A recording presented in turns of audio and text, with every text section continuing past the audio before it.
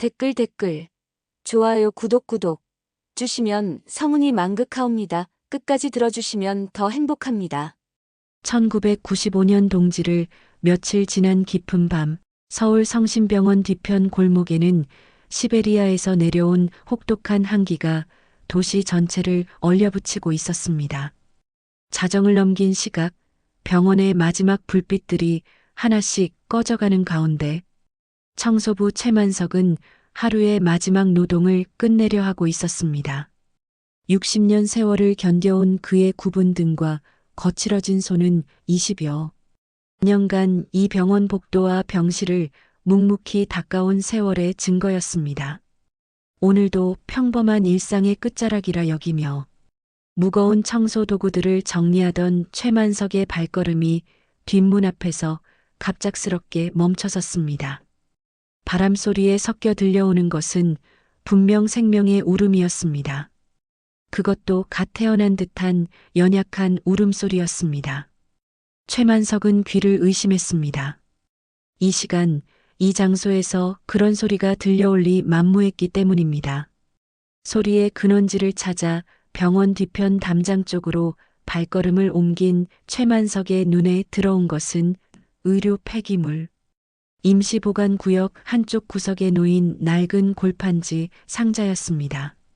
상자는 이미 여러 곳이 찢어지고 습기에 젖어 형태를 간신히 유지하고 있었습니다. 그 안에서 간헐적으로 들려오는 울음소리는 점점 더 또렷해지고 있었습니다. 최만석의 심장이 불규칙하게 뛰기 시작했습니다. 마음 한편으로는 차라리 모르는 척하고 싶은 마음도 들었지만 수십 년간 생명을 다루는 병원에서 일해온 그의 본능이 그런 선택을 용납하지 않았습니다. 떨리는 손으로 상자 뚜껑을 열어본 순간 최만석은 숨을 멈춰야 했습니다. 그곳에는 2명의 갓난아기가 얇디얇은 담요에 쌓여 추위에 떨며 울고 있었습니다. 쌍둥이로 보이는 아이들의 얼굴은 매서운 추위로 인해 파랗게 질려 있었고 작은 주먹을 꽉 쥔 채 필사적으로 생명력을 증명하고 있었습니다. 각 아기의 목에는 실로 묶인 작은 종이 쪽지가 매달려 있었습니다. 최만석은 떨리는 손으로 그 쪽지를 펼쳐보았습니다. 거기에는 서툴지만 간절한 글씨로 이렇게 적혀 있었습니다. 우리가 태어난 건 우리 잘못이 아니에요.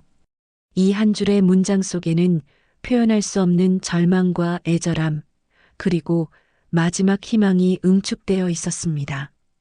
최만석은 그 글귀를 읽으며 가슴 깊은 곳에서 뜨거운 감정이 솟구치는 것을 느꼈습니다.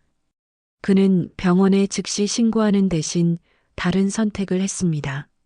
몇 블록 떨어진 곳에서 사랑의 보육원을 운영하는 신옥자 원장에게 연락했습니다. 70대 초반의 신옥자는 수십 년간 버려진 아이들을 품어온 경험이 풍부했습니다. 원장님, 급한 상황이 생겼습니다. 신옥자는 최만석의 절박한 목소리를 듣고 한밤중임에도 불구하고 즉시 병원으로 달려왔습니다. 상황을 확인한 그녀의 얼굴에는 오랜 경험에서 우러나온 깊은 연민이 스며들었습니다. 두 아기를 자세히 살펴보던 신옥자는 놀라운 사실을 발견했습니다. 한 아이는 왼쪽 손목에, 다른 아이는 오른쪽 손목에 똑같은 형태의 독특한 점이 있었습니다. 마치 하나의 완전한 문양을 둘로 나누어 각각이 갖고 태어난 것 같았습니다. 이 아이들은 운명적으로 연결되어 있네요. 신옥자는 깊은 고민에 빠졌습니다. 현재 보육원의 열악한 환경으로는 두 아이를 제대로 돌보기 어려웠습니다. 하지만 무엇보다 이 아이들에게는 진정한 가정의 사랑이 필요했습니다. 며칠간의 신중한 준비 끝에 한 아이는 미국으로, 다른 아이는 프랑스로 각각 해외 입양을 보내게 되었습니다. 신옥자는 두 아이의 모든 정보를 빠짐없이 기록했습니다. 특히 손목의 점 위치와 정확한 모양까지 세밀하게 그려서 보관했습니다. 30년이 흘러 2025년 서울의 한겨울밤, 서초구 대검찰청 고층 건물에서는 여전히 불이 켜진 사무실들이 점점이 보였습니다. 그중 12층에 위치한 형사부 검사실에서는 정세윤이 두터운 수사 서류 더미와 씨름하고 있었습니다. 정세윤은 하버드 법대를 졸업하고 한국으로 돌아와 검사로 활동한 지 10년이 넘었습니다. 미국에서 입양되어 자란 그는 완벽한 한국어와 뛰어난 법률 지식으로 동료들 사이에서도 인정받는 엘리트 검사였습니다. 하지만 그의 냉철하고 분석적인 성격 뒤에는 깊숙이 묻어둔 공허함이 자리 잡고 있었습니다. 현재 그가 집중하고 있는 사건은 대기업 2세 정치인 유상훈의 공익재단 자금 횡령 의혹이었습니다. 겉으로는 사회공헌 활동에 앞장서는 정치인으로 알려진 유상훈이지만 수사를 진행할수록 그의 이면에 숨겨진 어두운 면모들이 드러나고 있었습니다. 그날 밤도 어김없이 악몽이 찾아왔습니다. 어둡고 좁은 공간, 누군가의 울음소리, 그리고 설명할 수 없는 상실감. 정세윤은 식은땀을 흘리며 잠에서 깨어났습니다. 이런 꿈은 어린 시절부터 반복되어 왔지만 최근 들어 더욱 선명해지고 있었습니다. 한편 서울 강북구에 위치한 강북경찰서에서는 형사 한도균이 야근을 하고 있었습니다. 한도균은 프랑스에서 입양되어 자란 후 한국으로 돌아와 경찰이 된 특이한 이력의 소유자였습니다. 그의 직감적이고 감정적인 성향은 때로는 단점으로 여겨지기도 했지만 사건 해결에는 탁월한 능력을 발휘했습니다. 한도균 역시 아이 유기 사건에 유독 민감한 반응을 보였습니다. 그런 사건을 접할 때마다 마음 깊은 곳에서 올라오는 분노와 슬픔을 주체하기 어려웠습니다. 동료들은 그의 이런 감정적 반응을 단순히 정의감이 강해서라고 생각했지만 한도균 자신도 그 이유를 명확히 알지 못했습니다. 그 역시 정세윤과 마찬가지로 반복되는 악몽에 시달리고 있었습니다. 추위, 어둠, 그리고 누군가를 찾는 절망적인 감정들이 꿈속에서 그를 괴롭혔습니다. 한도균은 왼쪽 손목의 점을 만지며 깊은 한숨을 내쉬었습니다. 운명적인 만남은 예상치 못한 곳에서 이루어졌습니다. 주말 오후 정세윤은 평소 참여하던 청소년 상담 봉사활동에 나갔습니다. 그곳에서 우연히 아동보호 관련 봉사활동을 하러 온 한도균과 마주쳤습니다. 두 사람은 처음 만났음에도 불구하고 묘한 친근감을 느꼈습니다. 대화를 나누던 중 서로 해외 입양아 출신이라는 공통점을 발견했고 자연스럽게 깊은 이야기를 나누게 되었습니다. 봉사활동을 마치고 함께 커피를 마시던 중 한도균이 뜨거운 커피잔을 잡으려다 소매가 거치면서 왼쪽 손목이 드러났습니다. 그 순간 정세윤의 시선이 그곳에 고정되었습니다.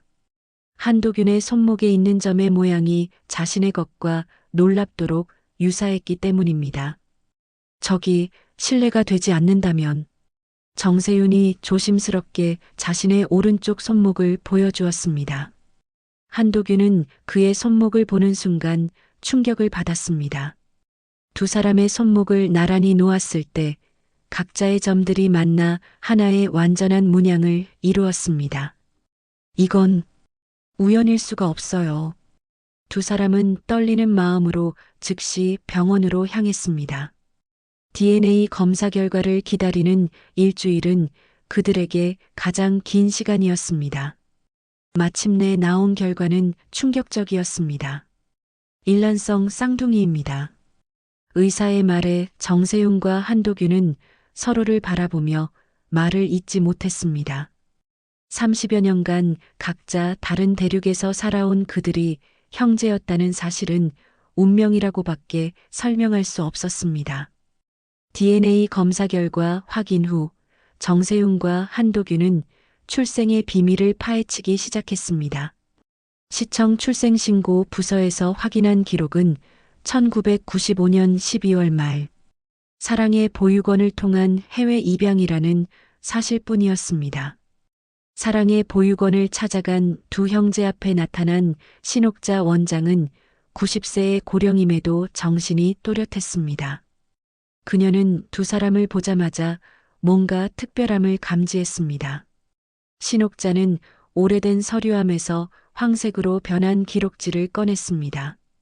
거기에는 두 아이의 신체적 특징이 세밀하게 기록되어 있었고, 특히 손목점의 위치와 모양이 정교하게 그려져 있었습니다. 너희들이구나. 30년 전 그 쌍둥이 말이지. 신옥자의 기억은 놀랍도록 선명했습니다. 그녀는 당시 상황을 생생하게 들려주었습니다. 너희는 버려진 게 아니야. 성심병원 청소부 최만석 씨가 발견해서 데려왔어. 어떤 여자가 상자를 조심스럽게 놓고 사라졌다고 했지. 90세의 최만석을 요양원에서 만난 두 형제는 그날 밤의 생생한 증언을 들을 수 있었습니다. 추운 겨울밤이었어요. 병원 뒤편에서 아기 울음소리가 들려서 가보니 골판지 상자에 너희가 있었습니다. 목에는 쪽지도 달려 있었고요. 최만석은 당시 여성의 뒷모습만 봤다고 했지만 중요한 단서를 제공했습니다. 그 여자는 병원 쪽에서 나왔어요. 아마 병원과 관련된 사람일 겁니다. 이 단서를 바탕으로 정세윤은 성심병원의 1995년 인사기록을 조사했습니다. 그 과정에서 충격적인 사실을 발견했습니다. 병원 인근 대저택에서 가정부로 일하던 문경이라는 여성이 그 무렵 갑자기 사라진 기록이 있었습니다. 더욱 놀라운 것은 그 대저택의 주인이 현재 정세윤이 수사 중인 유상훈의 집안이라는 사실이었습니다. 이건 단순한 우연이 아닙니다. 정세윤은 직감적으로 느꼈습니다. 자신들의 출생과 현재 수사 중인 사건 사이에 연관성이 있다는 것을 말입니다. 한도균은 경찰청 데이터베이스를 활용해 문경이의 행적을 추적하기 시작했습니다. 30년이라는 세월 동안 그녀는 전국을 전전하며 살아왔습니다. 주민등록상 주소 이전을 수차례 반복한 기록이 남아 있었습니다. 며칠간의 끈질긴 수사 끝에 한도균이 단서를 찾아냈습니다. 문경이는 현재 경기도의 한 작은 도시에서 외국인 노동자들을 돕는 봉사활동을 하며 조용히 살고 있었습니다. 찾았습니다. 한도균의 목소리에는 떨림이 섞여 있었습니다. 30년 만에 생모를 찾았다는 사실이 현실로 다가오자 두 형제 모두 복잡한 감정에 휩싸였습니다. 그들이 찾은 주소는 낡은 다세대 주택이었습니다. 문경이는 그곳에서 혼자 살며 주변의 외국인 노동자들에게 한국어를 가르치고 생활에 필요한 도움을 주는 일을 하고 있었습니다. 문경이를 찾아가는 길은 두 형제에게 인생에서 가장 긴 여행이었습니다. 경기도 외곽의 작은 도시까지 가는 동안 정세윤과 한도균은 거의 말을 하지 않았습니다. 각자의 마음속에는 30년간 품어온 질문들과 기대, 그리고 두려움이 뒤섞여 있었습니다. 낡은 다세대 주택 앞에 도착했을 때 두 형제는 한동안 차에서 내리지 못했습니다. 2층 작은 방에서 흘러나오는 희미한 불빛이 그들의 생모가 살고 있는 곳이라는 사실이 믿어지지 않았습니다. 문경이는 현재 65세였습니다. 세월의 무게가 고스란히 새겨진 그녀의 얼굴에는 깊은 주름이 패여 있었지만 여전히 온화한 미소를 잃지 않고 있었습니다. 그녀는 인근 공장에서 일하는 외국인 노동자들에게 한국어를 가르치며 소박하게 살아가고 있었습니다. 초인종을 누르고 나타난 두 남자를 본 문경이는 처음에는 의아해했습니다. 하지만 정세윤이 조심스럽게 입을 열었을 때 그녀의 표정이 급변했습니다. 저희는 1995년 겨울에 태어난 쌍둥이입니다. 문경이의 다리에 힘이 빠졌습니다. 그녀는 벽에 기대어 서서 두 사람의 얼굴을 번갈아 바라보았습니다. 30년간 마음속에 간직해온 그 얼굴들이 성인이 되어 자신 앞에 서 있었습니다. 정말 너희들이구나. 문경이는 떨리는 손으로 두 아들의 손을 잡았습니다. 그 순간 세 사람 모두 눈물을 참을 수 없었습니다. 30년간 각자 마음속에 간직해온 그리움과 아픔이 한꺼번에 터져 나왔습니다. 작은 원룸으로 들어간 세 사람은 밤새도록 이야기를 나누었습니다.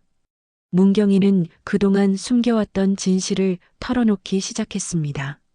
너희를 버린 게 아니야. 너희를 살리고 싶었어. 문경이의 고백은 충격적이었습니다. 1995년 당시 그녀는 25살의 가정부였습니다. 유진태 회장의 집에서 일하던 중 그로 인해 쌍둥이를 임신하게 되었습니다. 임신 사실을 알았을 때 유진태 회장은 나를 협박했어. 아무에게도 말하지 말라고, 아이들을 지우라고 했지. 하지만 문경이는 아이들을 지울 수 없었습니다. 유진태 회장은 문경이를 감시하며 출산까지 숨겨진 곳에서 지내도록 강요했습니다. 아이들을 낳고 나서도 그는 나를 놓아주지 않으려 했어. 너희들을 어떻게 할지 모르겠다고 하면서. 절망적인 상황에서 문경이는 마지막 선택을 했습니다. 아이들을 안전한 곳에 두고 떠나는 것이었습니다. 그녀는 성심병원이 신뢰할 만한 곳이라고 생각했고 누군가 발견할 수 있도록 뒷문 근처에 아이들을 두었습니다.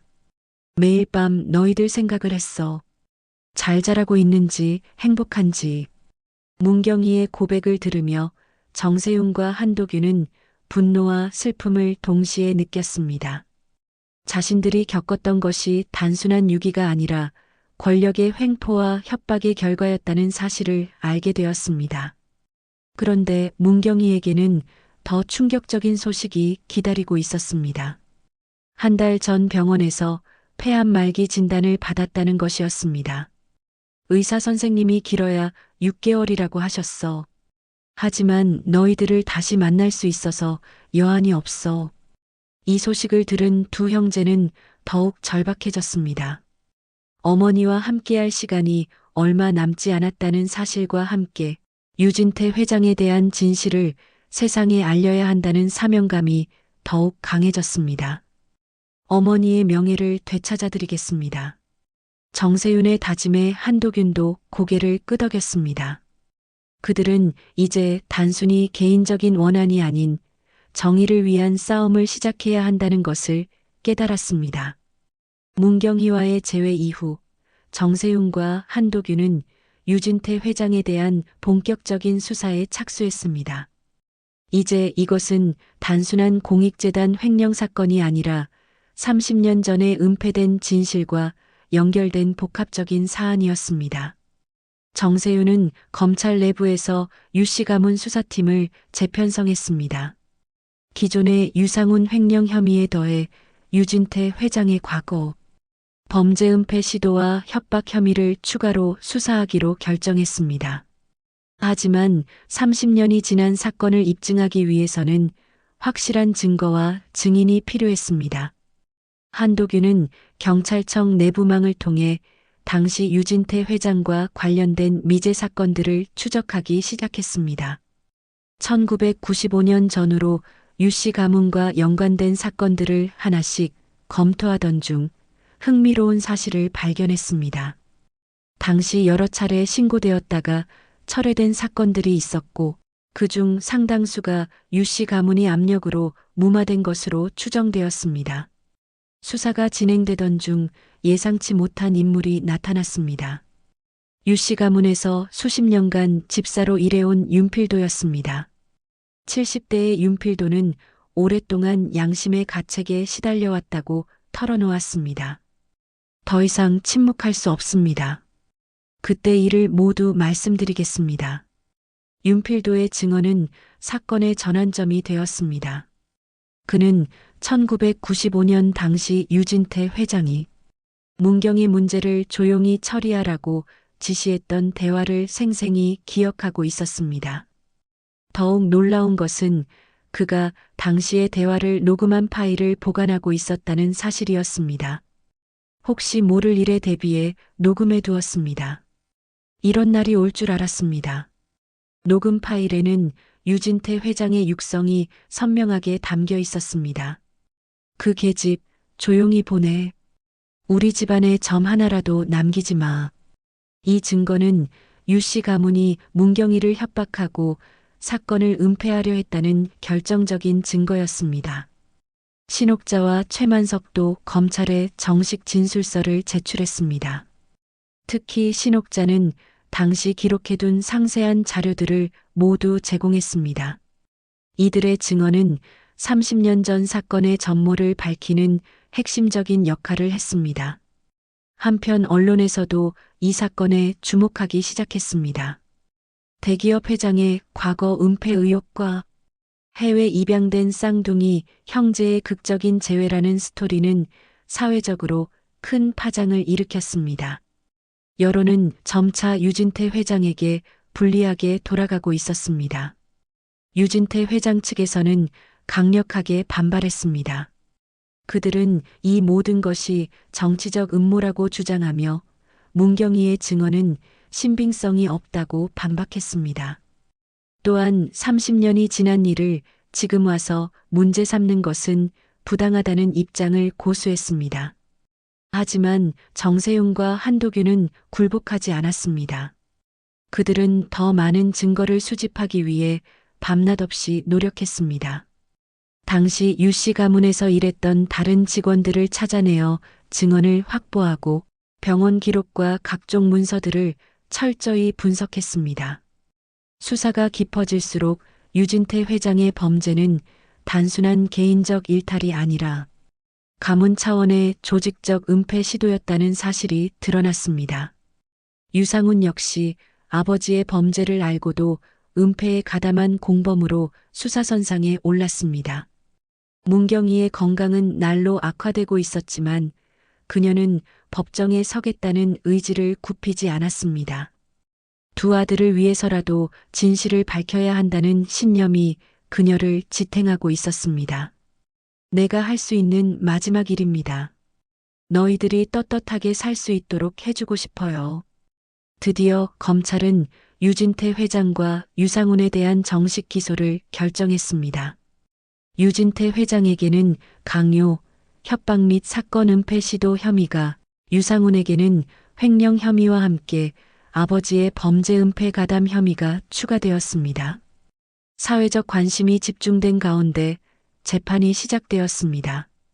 재판이 시작되자 법정은 연일 취재진과 방청객들로 가득 찼습니다. 이 사건은 단순한 형사재판을 넘어서 사회적 정의와 권력형 범죄에 대한 심판의 성격을 띠고 있었습니다. 첫 번째 공판에서 문경이는 산소호흡기를 착용한 채 증언석에 섰습니다. 폐암 말기로 인해 몸은 허약해졌지만 그녀의 목소리에는 30년간 억눌러온 진실을 말하겠다는 강한 의지가 담겨 있었습니다. 저는 30년 전에도 지금도 두 아이의 엄마입니다. 문경이의 증언은 법정을 숙연하게 만들었습니다. 그녀는 당시 유진태 회장과의 관계, 임신 후 받았던 협박과 압력, 그리고 아이들을 안전한 곳에 두고 떠날 수밖에 없었던 절박한 상황을 차분하고 명확하게 진술했습니다. 유진태 회장의 변호인단은 강력하게 반박했습니다. 그들은 문경이의 증언이 30년이 지난 시점에서 나온 것이므로 신빙성이 떨어진다고 주장했습니다. 또한 명확한 물적 증거 없이는 단순한 추측에 불과하다는 입장을 고수했습니다. 그러나 윤필도가 증언석에 서면서 상황이 급변했습니다. 70대의 노인은 떨리는 목소리로 당시 유 씨 가문 내부에서 벌어진 일들을 상세히 증언했습니다.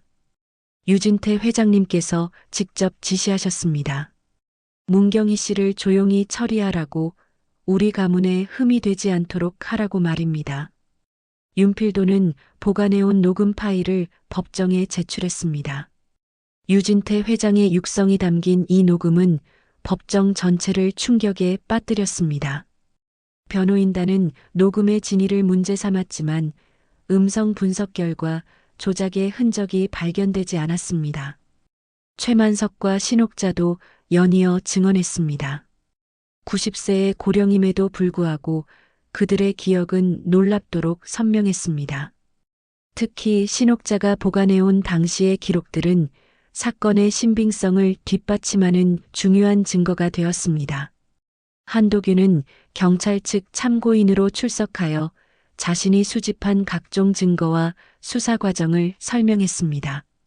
그의 체계적이고 논리적인 증거 정리는 사건의 전체적인 흐름을 이해하는 데 큰 도움이 되었습니다. 재판의 클라이맥스는 정세윤과 한도균, 그리고 유진태 회장의 DNA 검사 결과가 제출되는 순간이었습니다. 법정에서 공식적으로 확인된 친자 관계는 유진태 회장이 두 형제의 친아버지라는 사실을 명확히 증명했습니다. 이제 의심의 여지가 없습니다. 정세윤은 검사로서의 냉정함을 유지하며 최종 변론을 펼쳤습니다. 그는 개인적 감정을 배제하고 오직 법과 증거에 기반한 논리적인 주장을 전개했습니다. 유진태 회장 측에서는 마지막까지 저항했습니다. 그들은 이 모든 것이 정치적 음모라고 주장하며 문경희와의 관계는 상호 합의에 의한 것이었다고 반박했습니다. 또한 정세윤이 검사로서 이 사건을 담당하는 것 자체가 이해관계의 충돌이라고 문제를 제기했습니다. 하지만 재판부는 충분한 증거와 증언을 바탕으로 사실관계를 명확히 인정했습니다. 특히 윤필도의 녹음 파일과 여러 증인들의 일관된 증언은 법정에서 높은 신빙성을 인정받았습니다. 문경희는 재판 과정에서 점점 건강이 악화되었지만 끝까지 법정에 나와 증언을 이어갔습니다. 그녀의 모습은 많은 사람들에게 깊은 감동을 주었고 여론은 더욱 그녀 편으로 기울었습니다. 언론에서는 연일 이 재판을 대서특필했습니다. 권력의 횡포와 은폐 시도, 그리고 30년 만에 이루어진 정의의 실현이라는 스토리는 전 국민의 관심을 끌었습니다. 재판부는 충분한 심리를 거쳐 최종 판결을 선고했습니다. 유진태 회장에게는 30년 전 강요, 협박, 증거인멸 교사 혐의로 징역 12년이 선고되었습니다. 유상훈에게는 공익재단 자금 횡령과 현재의 사건 은폐 시도 혐의로 징역 10년이 선고되었습니다. 또한 법원은 문경희와 두 아들에 대한 정신적 피해 배상으로 20억 원의 손해배상을 명령했습니다. 판결문 낭독이 끝나자 법정은 숙연한 분위기에 휩싸였습니다. 30년간 묻혀있던 진실이 마침내 법적으로 인정받은 순간이었습니다. 정세윤과 한도균은 서로를 바라보며 깊은 안도감을 느꼈습니다. 권력 앞에 굴복당했던 어머니의 억울함이 비로소 풀린 것입니다. 문경희는 판결을 듣고 난 후 산소호흡기 너머로 두 아들에게 미소를 지어 보였습니다. 그녀에게는 이제 마음의 짐을 내려놓을 수 있는 순간이었습니다. 오랫동안 가슴속에 묻어두었던 죄책감과 아픔이 비로소 치유되기 시작했습니다. 언론에서는 이 판결을 대대적으로 보도했습니다. 주요 일간지들은 일제히 30년 전 버려진 쌍둥이 친아버지에게 정의를 묻다라는 헤드라인으로 이 소식을 전했습니다. 사회 전반의 권력형 범죄에 대한 경각심이 높아지는 계기가 되었습니다. 판결 후 며칠이 지나지 않아 문경희의 건강이 급격히 악화되었습니다. 폐암이 말기 단계에 접어들면서 더 이상 치료가 어려운 상황이 되었습니다. 두 아들은 각자의 업무를 뒤로하고 어머니 곁을 지키며 마지막 시간을 함께 보내기로 했습니다. 병원 침대에 누운 문경희는 두 아들의 손을 잡고 마지막 당부를 전했습니다. 이제야 마음이 편해요. 너희들 덕분에 억울함을 풀 수 있었어.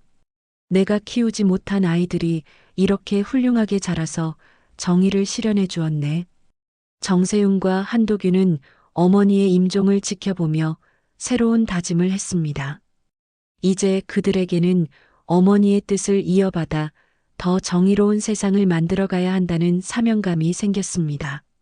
자신들과 같은 피해자가 더 이상 생기지 않도록 해야 한다는 책임감도 함께 느꼈습니다. 문경이가 세상을 떠난 후 장례식에는 예상보다 많은 사람들이 참석했습니다. 사건을 통해 그녀의 이야기를 알게 된 시민들이 자발적으로 찾아와 조의를 표했습니다. 신옥자, 최만석, 윤필도도 각각 휠체어와 지팡이에 의지한 채 마지막 인사를 전했습니다. 유진태와 유상우는 항소를 포기하고 형을 확정받았습니다. 오랫동안 권력으로 덮어왔던 진실이 드러나면서 유 씨 가문의 정치적, 사회적 지위는 완전히 몰락했습니다. 그들이 운영하던 기업들도 사회적 비난을 받으며 큰 타격을 입었습니다. 사건이 마무리된 후 정세윤과 한도균은 어머니를 기리는 의미에서 문경이 재단을 설립했습니다. 이 재단은 입양인의 권리 보호와 아동 학대 방지, 그리고 권력형 범죄 피해자 지원을 주요 목적으로 하여 활동을 시작했습니다. 두 형제는 법정에서 받은 배상금 전액을 재단 운영 자금으로 기부했습니다. 한도균은 경찰청 내 아동 전담 수사팀장으로 승진했습니다. 그는 자신의 경험을 바탕으로 아이 유기 사건과 아동학대 사건을 전문적으로 다루는 시스템을 구축했습니다. 특히 해외 입양 과정에서 발생할 수 있는 각종 비리와 부정을 척결하는 데 앞장섰습니다. 정세윤은 인권 전문 검찰 부서로 이직하여 사회적 약자를 위한 법적 보호 업무에 집중하기로 했습니다. 그는 권력형 범죄와 사회적 약자에 대한 부당한 처우를 전문적으로 수사하는 특별팀을 조직했습니다. 두 형제 모두 자신들의 경험이 사회적으로 의미 있는 변화를 만들어내는 원동력이 되기를 희망했습니다. 문경의 재단에서는 매년 입양인들을 위한 상담 프로그램과 친가족 찾기 지원 사업을 진행했습니다. 또한 아동보호시설의 환경 개선과 입양 과정의 투명성 확보를 위한 정책 제안 활동도 활발히 펼쳤습니다. 신옥자가 명예이사장을 맡아 오랜 경험과 지혜를 후배들에게 전수했습니다. 1년이 지난 후 두 형제는 청소년들을 대상으로 한 특별 강연을 시작했습니다. 전국의 고등학교와 대학교를 찾아다니며 자신들의 이야기를 들려주었습니다. 학생들은 그들의 경험담을 통해 가족의 소중함과 정의의 중요성을 깨달았습니다. 강연에서 정세윤은 항상 이렇게 말했습니다. 우리는 버려진 것이 아니라 더 큰 목적을 위해 기다려온 존재였습니다. 어떤 시련이 와도 포기하지 않는다면 반드시 희망의 빛을 찾을 수 있습니다. 한도균 역시 학생들에게 용기를 주는 메시지를 전했습니다. 진실은 시간이 흘러도 변하지 않습니다. 정의는 늦어질 수 있지만 결코 사라지지 않습니다. 여러분도 옳다고 믿는 일에 대해서는 끝까지 포기하지 마세요. 두 형제의 이야기는 책으로 출간되어 많은 사람들에게 감동을 주었습니다. 30년 만에 재회라는 제목의 이 책은 베스트셀러가 되었고 수익금 전액은 문경이 재단에 기부되었습니다. 5년이 지난 지금 문경이 재단은 전국적으로 영향력 있는 단체로 성장했습니다. 입양 관련 법률 개선과 아동 권리 보호를 위한 다양한 정책들이 재단의 제안으로 시행되었습니다. 정세윤과 한도균은 어머니가 꿈꾸었던 정의로운 세상을 만들어가고 있다는 자부심을 느꼈습니다. 마지막 강연에서 두 형제는 함께 무대에 서서 이렇게 말했습니다. 우리의 이야기는 끝이 아니라 시작입니다. 세상의 모든 아이들이 사랑받으며 자랄 수 있는 그날까지 우리는 계속해서 노력할 것입니다. 진실과 정의는 반드시 승리한다는 믿음을 잃지 않겠습니다.